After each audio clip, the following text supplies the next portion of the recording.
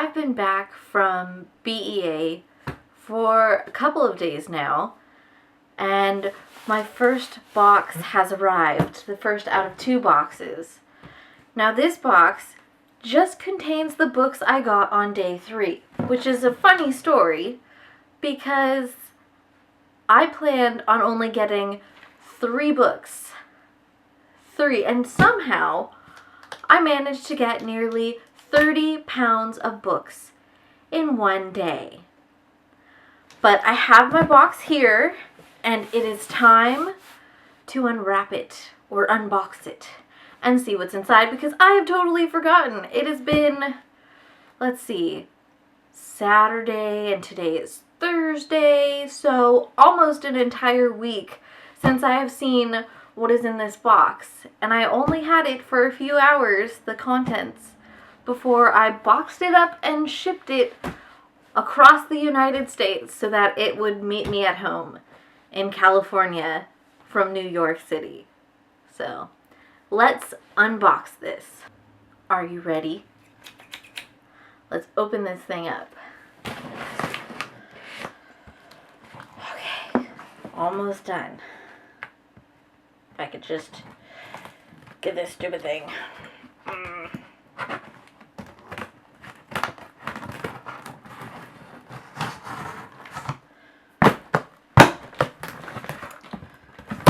Woo! Are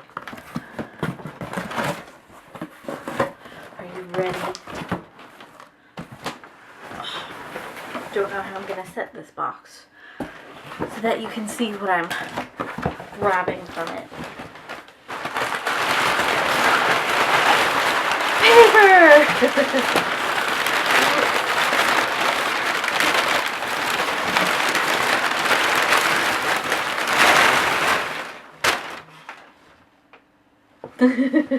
So let's see.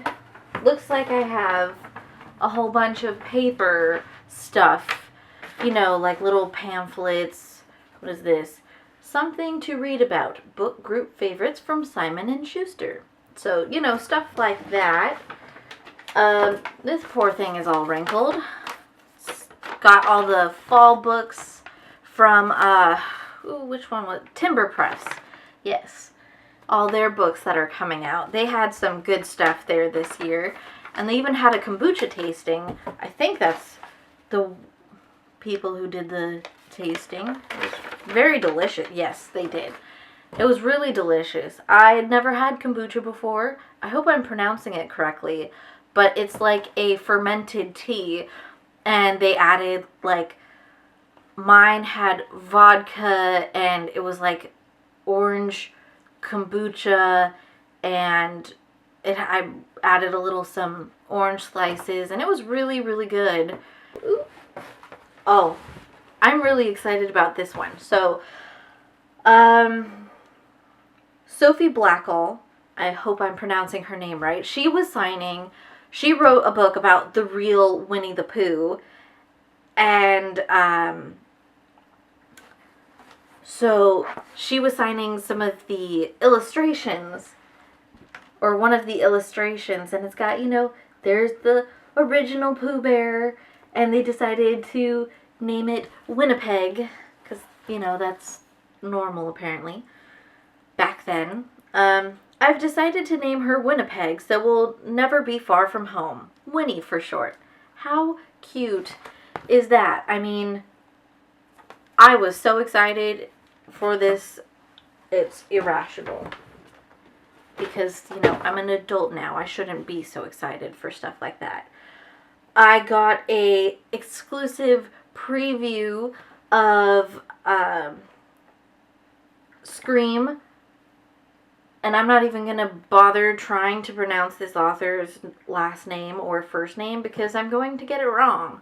So, but this one sounded really good based off the little blurb they have about it. So I was kind of excited to get this, and then I missed the signing.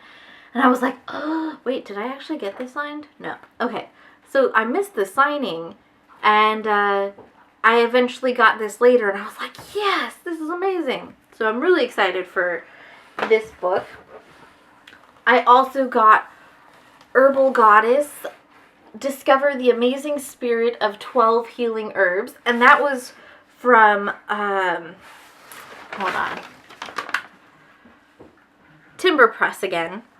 They had a whole bunch of stuff, and this was one of the books they were giving away. And I was like, you know what? This sounds like stuff I would enjoy, probably, hopefully. Why not? Let's see. Then, hold on.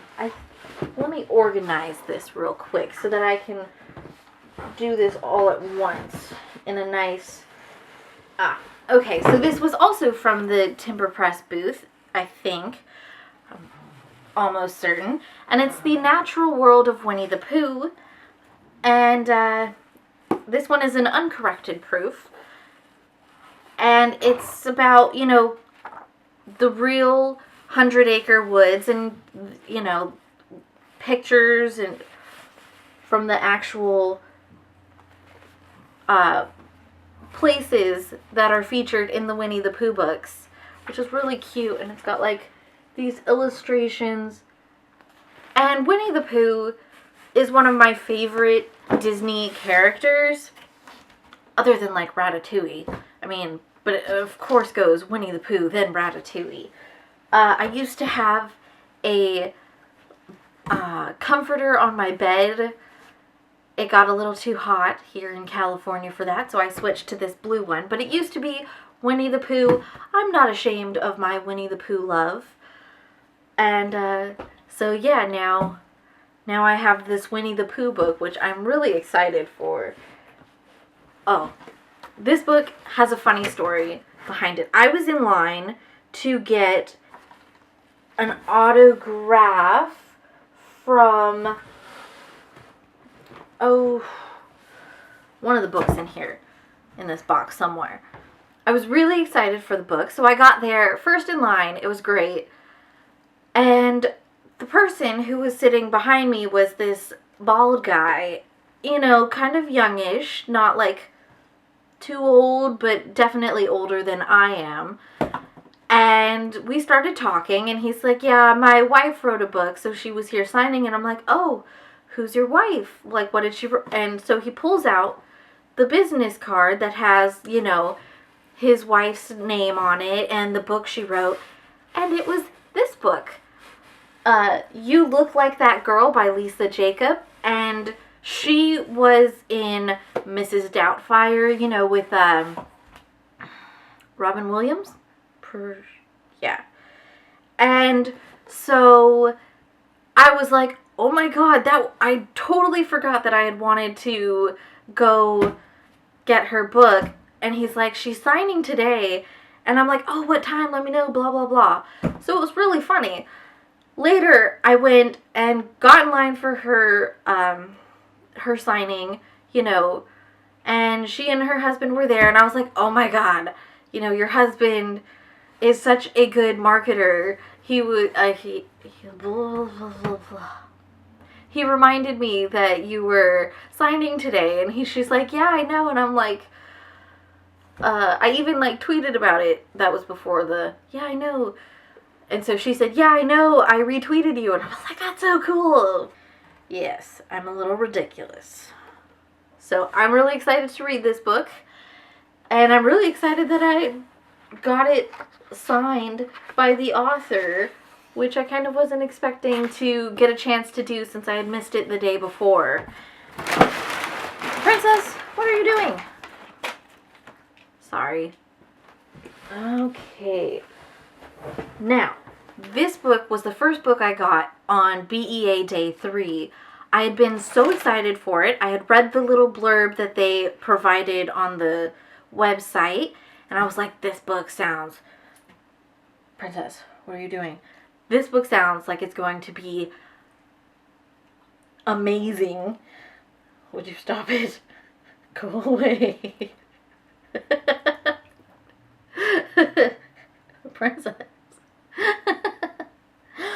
Okay, so it was the readers of Broken Wheel recommend, and it's about this girl who traveled all the way from Sweden to meet her pen pal, who lives in Broken Wheel, Iowa.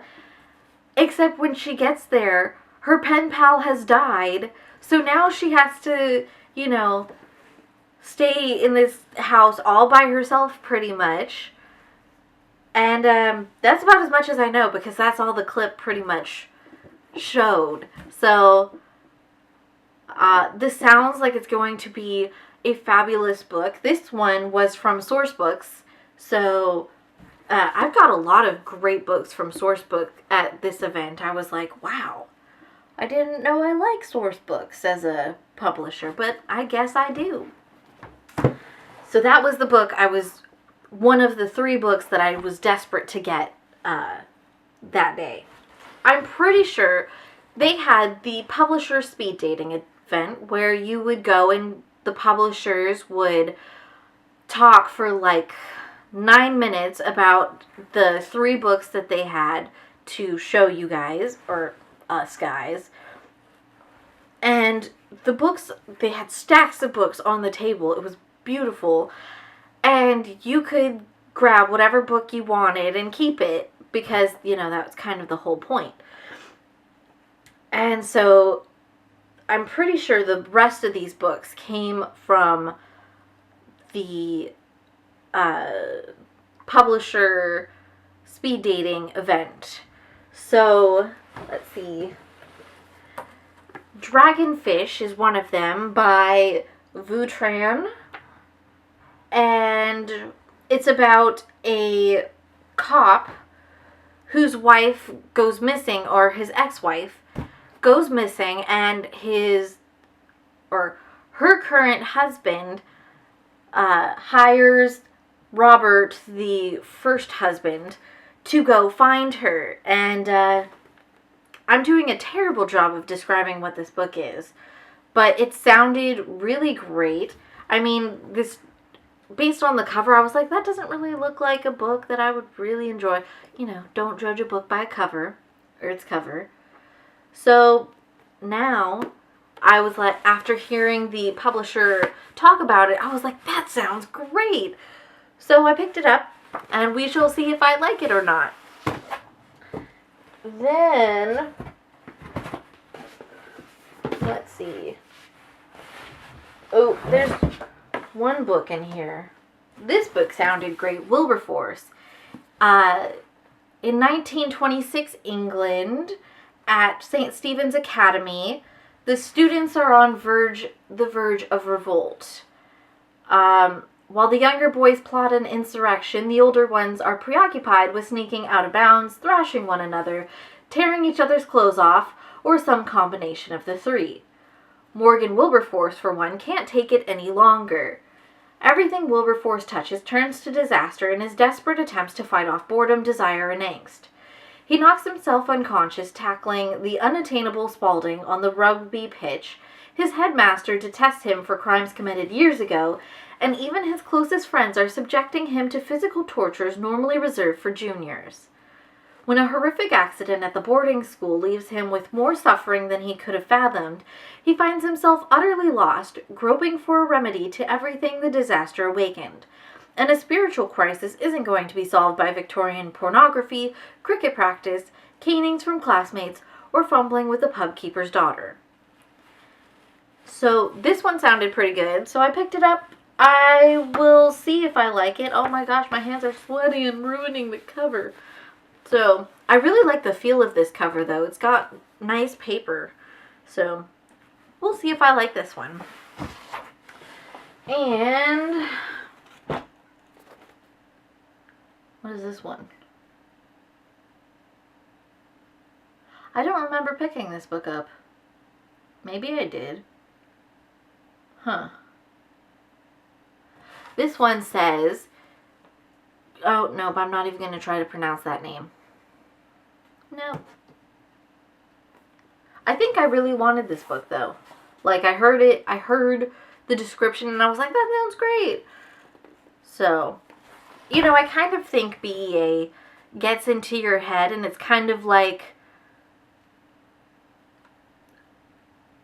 a drug of some sort, because you do things that you normally wouldn't do in real life.